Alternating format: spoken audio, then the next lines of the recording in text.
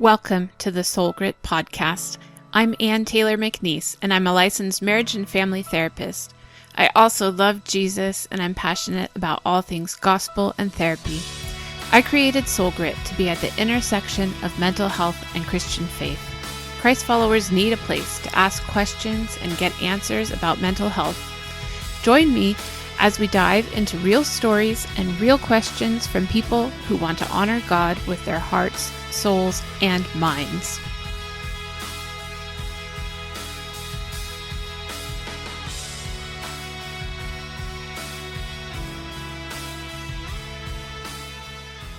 I want to welcome everyone back to the Soul Grit Podcast. This is Ann, and I'm here today with Pastor Scott Distler.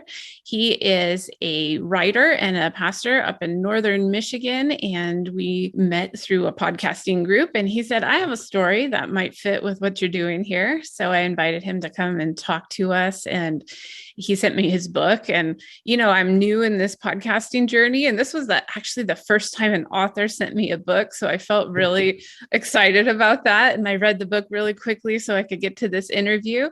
And then COVID wiped him out for a couple of weeks. So we've been planning this for a while. But Scott, why don't you share with us a little bit about yourself? Yeah, thank you. I pastor a church up here in Gaylord, Michigan, which is up by the Mackinac Bridge, up where we average 150 inches of snow a year. In fact, our first snow is scheduled for this weekend. And so it's a fun place to live up here. And we have actually 3 campuses right now, our campus in Gaylord. Then we have a campus in Sault Ste. Marie, which is right on the Canadian border. And then we have an online campus as well. And along with that, we have a TV ministry that covers 53 counties in northern Michigan. So our goal is to saturate northern Michigan, and that's really where we put our focus. That's awesome. Well, I'm really glad to have you here because a lot of times I have guests on the Soul Grit podcast that are more clinical and or people who have their own mental health stories. And we talk about that. And I've had pastors' wives, but this is the first time I've had a pastor. And a lot of times my listeners will say, hey, can we hear from a pastor about this too? And I'm just excited to have you talk from that perspective because as my listeners will know, we're right in the middle or maybe towards the end of a series on church hurt. And you have a powerful story about being a leader of a church and experiencing church hurt. And I think the stories that we've told so far have been mostly people who were members and maybe leaders in a church, but were hurt primarily by pastors. But you get to tell us the other side, a pastor who got hurt by other people in your church. So give us a little background about that story. Sure. It was about 12 years ago now that it all took place, where I was pastoring a church in Pennsylvania. And the first 5 years were incredible. We saw the church triple in size from 500 to 1,500. We were the largest church in town, fastest growing church in our denomination. We were really excited about the future. And suddenly, as I went into year 6, I ran into what I call a well-intentioned dragon. And that's not my own term. I get that from Martin Shelley's book by the same title. And that's a power broker in the church who has a lot of influence. And I think their intention is they feel they're saving the church. Mm-hmm. But the truth is they don't realize how they're destroying the church. Mm-hmm. And this was a guy who was my biggest cheerleader the first 5 years. And suddenly things changed. And over the course of the next 6 months, there were a lot of secret meetings, a lot of untruths that were told, and kind of picking off key people one at a time. And during that time, I entered what I call the cave, the place where ministry becomes misery. Mm. And I'm not the first one to find the cave. Elijah in the Old Testament, one day as on Mount Carmel calling down fire from God, the next day he's in a cave going, God, just kill me. Yep. And so a lot of the principles about the cave, I actually get from Elijah's story. Mm-hmm. And that cave experience did not end when I lost my ministry. I stayed in the cave for quite a while after that. But the whole really premise to my story is You don't have to live in the cave forever. Mm. There is life after the cave. There is joy after the cave. There is ministry after the cave. It's just a matter of taking the right steps to get out of the cave. Yeah. So you mentioned in your book a couple of different key figures in the Bible that experienced a cave moment or a pit moment, as you told the story of Joseph. Do you think that all ministers go through a cave or a pit experience? Well, there might be a handful of lucky ones that don't, but I think most do. And I think really, if you've been in ministry long enough in an occupational way, you probably have the scars to show it. What I like to say to people is, the Bible allegorically shows the pastor as a shepherd over the sheep, and that seems so peaceful and wonderful. But we forget that sheep bite, sheep kick, and sometimes it does bring scars. So yeah, I think a lot of pastors have entered this cave. The sad thing is this: I think most pastors who enter the cave end up leaving ministry. They just abandon their calling. And that, to me, is the tragedy of the whole story. Yeah. So do you think just by really focusing on the fact that you knew you were called by God to do this kind of work, that's kind of one of the things that helped you pull through and continue in ministry? Without question. So much goes back to our calling. What has God called us to do? And that doesn't always mean that's going to be easy. That doesn't always mean there's not going to be hurt. But at the end of the day, it's the thing that keeps us going. To say, this is what God's called me to do. And until the time comes that he changes that calling in my life, I'm going to keep being faithful to the calling, not just during the mountaintop call down fire from heaven experiences, but even during the cave experiences. Yeah. So when I read your book, I was actually pretty shocked to know that you found a new ministry position within the year after leaving.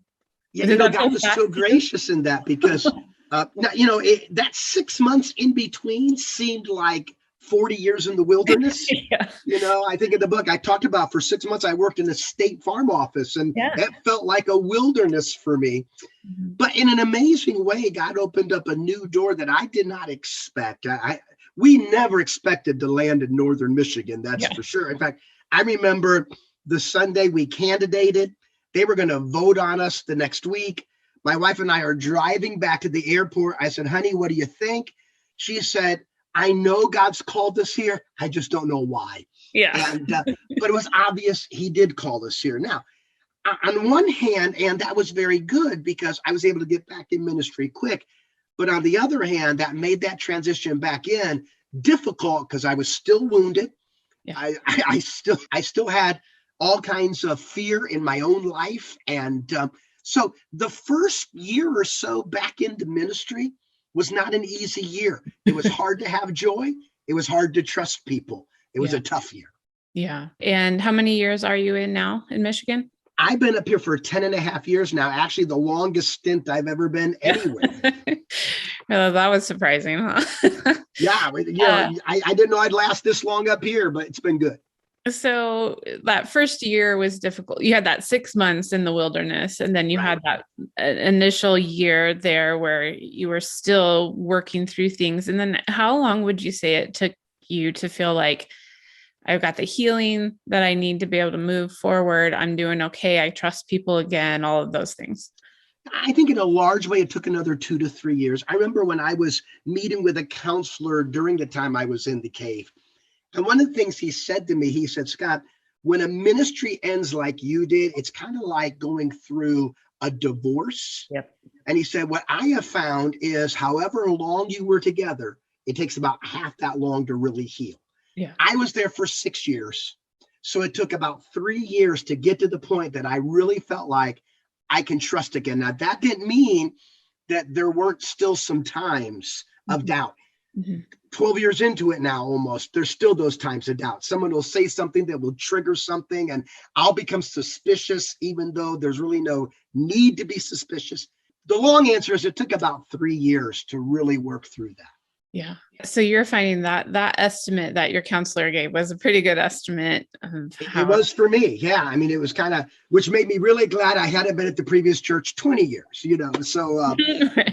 but it was still 3 long years. Yeah. We've used that in my own church hurt experience. Like we've used that metaphor too of divorce really Yeah. often, that it did feel like a divorce where it's an exquisite grief, but Mhm. it's not the kind where somebody dies and they're not there. In Right. some ways, it would have been easier for the person, it's easier to grieve somebody that's gone than somebody that just chooses not to be with you. Exactly. Especially when for at least a portion of that time, you're still there in the area, you still see people, you still drive by the church, all those type of things. I think you're exactly right. I actually think it is a little more difficult. Yeah. Yeah. So the other metaphor we used was that we felt like a bunch of foster kids when our pastors left and gave us to another pastor. And so we were the foster kids trying to make a blended family work Yeah, for a and while. that was also a really difficult time because in the 5 years I'd been here and the church tripled in size, and that was mainly conversion growth. That was people who were coming to faith in Jesus, and now suddenly, seemingly in their mind overnight, I'm gone. Yeah. So why did Pastor Scott abandon us? And unfortunately, I'm sure many of those people fell through the cracks. And again, it's not just my story. The story of my hurt also involves many other people. It's like a domino. The Yeah. stories keep affecting others. And then when you're looking for a new place, a new congregation to belong, that also feels a little bit like dating again. So all of Oh, those it stuff, does. I'm In sure fact, that's what, I remember, I was really struggling with. I know what the leadership of my former church was saying about me. And so, how would another church even give me a chance? And I remember talking to a seasoned pastor who'd gone through a similar hurt. And he made this statement to me. He said, Scott, humanly, they won't give you a chance, but yeah, you'll know when God's in it because he'll give them a peace about it. yeah, And I'll never forget the last Sunday I met with the search team and the elder board up here in Michigan. And I asked, they said, do you have any more questions? I said, yeah. Question is this: do you have any reservations about my past? yeah, And the head of the search team said, Scott, we believe that everything you went through there was God preparing you just for us. mm, And when he said those words, that's when it became confident to me. yeah. God was calling us to Northern Michigan and to start a new ministry. Mhm. Did that spark a little bit of fear? Like, oh, if this is what prepared me for you guys, what am I getting into? Yeah, exactly. Exactly. It did spark some fear. And that fear actually grew when I came here to Michigan, started implementing the same ministry philosophy, and the church started to grow. And when the church started to grow rapidly in Michigan, my wife and I both experienced that fear of, okay, been there, done that. Yeah. And I remember, I got to be honest with you, Ann, and tell you, it took us several years before we got rid of our moving boxes. We Yeah. kept them in the basement just in case. Yeah. Yeah. Tell us a little bit about your counseling experience as you were going through the cave. Yeah, that was such a nice time. One of the biggest steps for me to begin to move out of the cave was realizing how much I was going to need other people. Mm, One of those was my wife. Okay, now my wife knew a lot that was going on at the time, but I didn't necessarily tell her everything. And I remember the day sitting out in the church parking lot, I kind of backed the dump truck up and just let it all out. mhm. And but I needed that. I needed that because the Bible says in marriage two become one flesh. Yeah. We needed to walk together. Mhm. But I'll never forget the afternoon. It was a time of my son's graduation. I was still on staff at the church at the time. Mhm. We had all the family over our house. And for the first time in my life, I had a panic attack. I had talked to people who'd had it, never experienced it. And frankly, it scared me. It Mhm. scared me to the point that I realized I've also got to get professional help. Yeah. And so at that point, it's kind of like, who do I find? Because we got a large church that's kind of not connected. And through a series of events, God led me to a wonderful counselor who had a lot of experience dealing with pastors and first responders. Mhm. And we began to meet a couple times a week at the beginning. And the beautiful part about it was what we really focused on was my thinking. Yeah. So much of what I was dealing with was my thinking. And he really helped me to talk through what I'm thinking. Are those thoughts biblical? Do they match the word of God? Mhm. Or am I living in fear or telling myself a story? That's the big thing. I was telling myself there was a lot of bad, but I was making it worse. Because everything that happened, I told myself a story. Well, here's why that happened. Here's why they said that. Here's why they did that.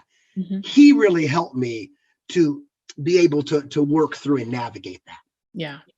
There's a lot of what we call cognitive distortions going on, where you're trying to read other people's minds or guess their motives when you really don't have the power to do that.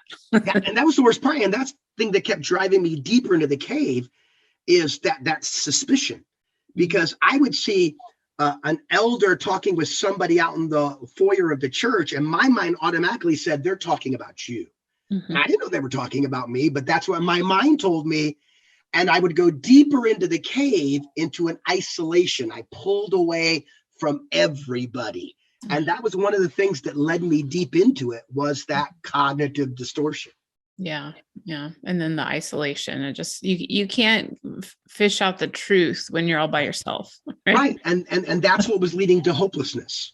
Yeah. And I really do think a pivotal part of my being able to come out of the cave was that realization that I needed professional help. And when God put that together, it made a huge difference. What was your stance on professional counseling before you needed it? I was always pro professional counseling. I had never gone to it before myself. Yeah. But if I back up, before Pennsylvania, the church I pastored in Indiana, the pastor before me had a total opposite view. His view was, all you need is the Bible. You don't need counseling at all. You don't need therapy. And I saw some damaged people because of that, and had to bring a whole new thinking to that church. So I was always very pro Christian counseling. It wasn't until I went through my cave experience that I realized firsthand the value of it. Yeah. Now, today in Michigan, we actually have 2 counselors on staff that are trained professional, not just pastors, trained professional counselors. Yeah. Because we see it as that important. There's so much out there that I can show you some principles from Scripture, but to really peel back the layers and to really talk through that, it needs somebody with more training. So I really see it as a huge, and the more complex our culture gets, the more of a need there is for good professional Christian counseling. Yeah. I really see part of my calling as partnering with people in vocational ministry, because we need you to preach the gospel and to disciple people and to shepherd people. And I have some of that calling as well, but I also have years of clinical experience and training that I can come alongside pastors and help people work through some of that stuff that you really don't have the time or the training to do. You need to focus on what God called you to do, and peeling back the layers isn't that thing. No, and that does take a special giftedness, a special training, a special call. When I first started in Bible college, my minor was counseling. And I got to be honest, Ann, full disclosure, I took one counseling course and changed my minor to Greek. And Greek I was realized better, right there, that wasn't who I was, but that's okay, because God gifts us differently. The key is we need to see the value of each other. And as you said, work together in the church to be able to give that whole thing. Yeah. And I think there's some duty there for us to keep networking in between. Like, I don't know if you know more of the counselors in your community. Obviously you have some on staff, but for me to know what pastors in town can I send my people to hear the word of God, and you need to know what counselors in town can I send my parishioners to receive good counsel. That's exactly right. Networking is so critical, I think, today more than ever. And I think with what we've gone through the last couple of years, it's going to be even more important in the years ahead. Yeah. Yeah. Good. Well, I'm really thankful that you're a pastor that has a perspective, because, there's some out there that aren't on board. You're exactly right. You're exactly right. But yeah. And once I realized the value of it in my own life, it even took it to the next level for me. I knew the value of it up here, but I didn't know the value of it in my own life until I needed that therapist. I needed that counselor. Yeah. And I saw how it helped me. Yeah, and even to encourage other pastors and pastors' wives and church leaders that may be listening, that there are people out there that specialize in the kind of need that you have. Yeah, and that's who God led me to. That's where he focused on pastors and first responders, and there's a lot of similarities between the two, Yeah. and that's where his experience was. Yeah. I always call pastors, that's like the frontline responders for when people have emotional, spiritual, physical needs. They go to their pastors. That's exactly right. Yeah. Exactly right. I wanted you to talk a little bit about what your family experienced while you were going through this, because it's not just you. No, again, your story affects so many other people. Mhm. So let me start by breaking it down between my wife and then my kids. First of all, my wife, once I reached the point that I realized I needed to bring my wife totally into the loop. If we're going to be one flesh, we got to walk through this together. And that really created the first real good, along with the counselor I was seeing, steps out of the cave. And one of the things that we learned, a couple things during that time. First of all, we began to pray very specifically this prayer every day. We said, God, when this is over, whatever that looks like, wherever we are, our prayer is that we will be more in love with Jesus than we are today, more in love with each other than we are today, and more in love with the local church than we are today. And we've prayed that prayer because over the years, I've seen so many pastors get hurt, and it affects their marriage. It affects their walk with the Lord. It affects their relationship with the church. Mm-hmm. And I can honestly say now, and 12 years removed, that God in his grace answered all three of those prayers. Yeah. I'm more in love with Jesus today, more in love with my wife, and more in love with the local church than I've ever been. The other thing we learned about walking through this together was, another thing we prayed specifically was, God, don't let us both be down on the same day. There were good days, there were bad days. Mm-hmm. There were highs, there were lows. And when one of us was having a bad day, we needed the other one, and so that was part of it. The other part of it was our kids. Now, we were fortunate in the fact that during the apex of that hurt, they were both at college. So they were a little bit removed from a lot of it. But when we realized about 3:00 in the morning one morning, when I got home after an all-night board meeting that did not end well, we realized this is probably it. They're probably going to ask for my resignation. We need to make sure our kids know what's going on. And so we left at 3 a.m. and drove the 4 hours down to where they were at college in Virginia so we could tell them. And I think that was the hardest day of my life, was sitting with my kids and telling them, not the whole story like I did my wife, but enough so they understood. And of course, a pastor's other biggest concern is always, will my being a pastor turn my kids off to Jesus or the church? Yeah, I've seen that happen many, many times. Mm-hmm. And I was very concerned that it might happen in this case. But again, God, by his grace, allowed both of my kids to really work through their hurt, their anger, all that stuff. And they're both very committed to the church today. Now my daughter will be the first one to tell you, Dad, there's one thing I learned through this. I never want to marry a pastor. But she is very committed to church and ministry and inviting people she works with to church. And so it was exciting. Now for my son, he's a musician. So a lot of what comes out as he processes is through music. In fact, I even put in the book the lyrics to one of his songs he wrote during that time, as he had to work through that whole forgiveness issue. Mm-hmm. Yeah. And now they are both living and raising their families and going to church. And that's by the grace of God. Obviously, not everyone's story is like that. Yeah. But so thankful that God in his grace allowed our entire family to get through that cave experience. And I think all four of us become better on the other side. Mm-hmm. Did you ever worry that your kids would think what those other people were saying was true? Yeah, that happened a lot. I knew they would hear things. Yeah, I knew they would even hear worse things than were being communicated, because that's just how human nature is. Mm-hmm. And that's just one of the things we cautioned on is to say, you're going to hear things that aren't true. And we want you to know that you can ask any question. Yeah. And we'll give you an honest answer. Yeah. Because obviously, Anne, I wasn't guiltless through the whole thing either. Mhm. And there were times I poured gas on the fire during that time. Mhm. And there were things God showed me during that cave, things that I had to repent from.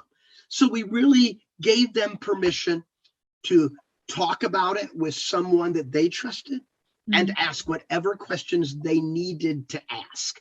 Yeah. And I think for them, the book ended up being kind of a healing thing as well. Because Okay. Ann, you've read the book. One of the things I really strive. My first rough draft of the book was 3 times that size, but then I took out all the stories of how I got hurt because that Yeah, wasn't the important thing. that's It fine. was the lessons we learned that Yeah. made us better. Yeah. That's really what the book is all about. And I think that helped my kids process it too. Yeah. Because you didn't want to dwell on the bitter or Oh, we I could have wrote another whole volume on that. That's for sure. well, and I messaged you after I read the book that even just reading your story was bringing stuff up for me That's and right. my own story. And I would assume that if you had included all of those stories of how you got hurt, that it would have been even more painful for your readers. Yeah, you would have had to put a trigger alert probably on Yeah. the beginning of the book. But we just decided, one of the things we learned, and this really was providential in that before we ever entered this cave experience, my wife had just finished reading a book by R.T. Kendall called Total Forgiveness. Mhm. And one of the things he said in the book was this. He said, when you keep telling your story over and over just to get people on your side, Mhm. you actually make it harder to forgive. Yeah. And that principle stayed with us. And so my wife and I made a commitment early on in the process that we were not going to tell our side of the story Mhm. except the people who we felt needed to hear. My Yeah. counselor, our Yeah. kids, the board at the new church I was going to. And that was a very, I think, monumental decision for us to keep us from letting that bitterness grow. Yeah. And there's different schools of thought there about the vulnerability and how much do you share to be authentic, but not to have that vulnerability hangover, as they call it. Exactly. And God, through this last 12 years, has brought many hurting pastors to me. And so I've obviously shared more with them, kind of a thing as well. Because I really do believe, and I put this statement in the book, that God doesn't comfort us to make us comfortable. Yeah. He comforts us to make us comforters. Yes. Yeah. And I do think there is value in telling your story. I mean, there are several theories within counseling that talk about, like narrative therapy, for example. We tell our story, but we get power in writing the ending. And so as you're telling your story, you're talking about how God is working through it and how he's refining you and redeeming the experiences. And that's how you are able to tell the story, but focus on the forgiveness and love aspect. Exactly. And that's the beautiful thing about God. He doesn't waste anything. Even the pain in our life, God doesn't waste anything. Mm-hmm. Yeah. For a congregant, I'm assuming you have people at your church who have been hurt. Like Sure. any tips from the pulpit here or from the pastor's office here? What would you tell us about for people who have gone through hurt like this? One of the things that I like to say to them is remember that God has a purpose and a presence in your hurt. When I think of the story of Joseph, and I talk about this in the book, a lot of people like to say, well, man, Joseph worked out okay. He went from the pit to the palace. And they forget there was a long time in between when he also ends up in the prison. It actually got worse before it ever got better. But through that whole story, over and over and over, you see this phrase in the Bible, but the Lord was with Joseph. Yeah. But the Lord was with Joseph. And I like to try to remind people that even though you may have been hurt, and unfortunately, that does happen in the church. We are human. The truth of the matter still is that God hasn't abandoned you. Okay. The second thing I like to point out to people is God does have a purpose. You think of Joseph. Obviously, what his brothers did to him, very evil, no doubt about it. Mm-hmm. But God ultimately has a purpose to redeem even that pain and that hurt to help others. And I like to remind people of that as well. But I also think, at least I have found this in my life, and I like to say this to people too, is when you go through pain, hurt, betrayal, I really do believe that is some of the most powerful times that God works in our life to prepare us for the next step. And I talk in the book about every time that Jesus broke the bread, 4,000, 5,000, Last Supper, he blessed it, he broke it, and then he gave it. And I think that's how he deals with people sometimes too. He's going to allow us to be broken, but he doesn't break us for nothing. He allows us to be broken so he can give us in a new, fresh way. And so, again, your pain, your hurt is part of your story, but it doesn't have to be the end of your story. There is life on the other side of the cave. Yeah. Well, thank you so much for sharing that with us. So people can hear you on the online campus, right? And your TV ministry, if they wanted to tune in. Can people outside of Michigan get access to that? Not the TV ministry, but our online campus is available anywhere someone has internet by just going to our website, myefree.org, and clicking on Watch Online. That's live every Sunday at 9 and at 10:30 Eastern time. Okay. And then they can get your book, The Cave, on Amazon. Yeah, anywhere they buy their books, Barnes and Nobles, whatever. It's all online. You probably won't find it on the shelves, but even your local bookstore can order it for you as well. It's called The Cave, When Ministry Becomes Misery. And though it's written from a pastor's heart to pastors, I've had a lot of people who've said, I'm not a pastor, but I read the book and the principles really helped me because I have found myself in the cave. Yeah. And that would be the same for me. I'm not a pastor, but I did, resonate with a lot of the points in there. So I would encourage people. I think, honestly, part of the reason why you're here speaking to us today is because we know what it feels like from the church member perspective. We've heard the counseling perspective, but we needed to hear the pastoral perspective too, that it's not just pastors who do, hurtful things. It's pastors get hurt in this too. And that, that phrase that hurt people. And exactly right. And that's what's happened. So I do hope that people tune in and read your book, and appreciate you being here to share with us. Well, thank you. And I would just say, listen, if someone who who's a pastor is going through a time of hurt and they need to talk to another pastor who's been there, I am always available. Really, I'd love, be honored to talk with them. Well, I'm sure that's a really appreciated thing. So we always wrap up episodes with the question, what are you doing for soul care? So Pastor Scott, what are you doing for soul care? I love that question. For me, I have found something that's been very helpful, and I started it a couple of years ago. Frankly, I started it for a physical reason first. I was pre-diabetic, and my doctor said it's time to turn this around. So I began to take an hour and a half of my day, block it out, and I walk. I take a 5-mile walk every day, hour and a half. Even if it's 40 below zero, I'm out there walking, and I do it every day. It's my time to have that 90 minutes where I don't answer the phone. I'm not checking email. But what I'm doing is I'm praying, I'm worshiping, I'm listening to podcasts and sermons. It's an hour and a half literally every day that I can allow others to pour into me. Because I think, especially from a pastor's perspective, we spend all of our time pouring into others, but we don't take time to let others pour into me. And sometimes it's just that be still and know that I am God time period. But that 90 minutes a day has done more for me, not just physically, but emotionally, mentally, spiritually, than anything I've ever been doing. Was there a reason why you chose the 90-minute mark? Yes, and it wasn't a spiritual reason. It's because if you leave our church and you head down 32 into town, it takes 45 minutes to get to McDonald's where I can get a cup of coffee and turn around and walk back. And so that was the divine inspiration behind the 90 minutes. That's funny because we have a donut shop about that far away. And I always think I could walk there and earn my donut. Yeah, but I never carry cash when I'm walking. So